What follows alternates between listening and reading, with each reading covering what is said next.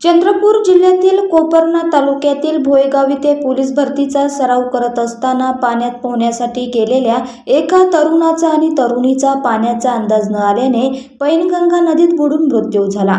यामुळे दोघांचेही पोलीस होण्याचे स्वप्न अधुरे राहिले आहे। संध्या शिंदे वय 20, युगल नागपुरे वय 19 अशी नदीत बुडून मृत्यू झालेल्या दोघांची नावे आहे।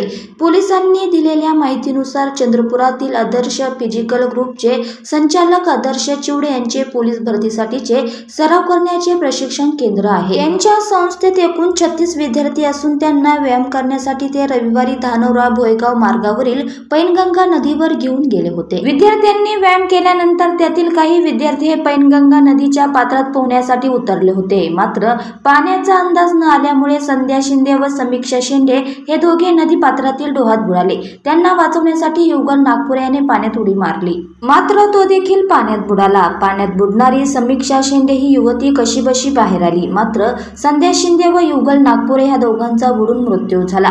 उपस्थित इतर विद्यार्थ्यांनी दोघांचा पाण्यात शोध घेतला। थोड्या वेळाने संध्या शिंदे हिचा मृतदेह हा पाण्याबाहेर काढला, तर युगलचा मृतदेह आढळून आला नाही। रात्री उशीर झाल्याने शोध मोहीम थांबवण्यात आली। आज सकाळी पुन्हा शोध मोहीम सुरू करण्यात आली आहे।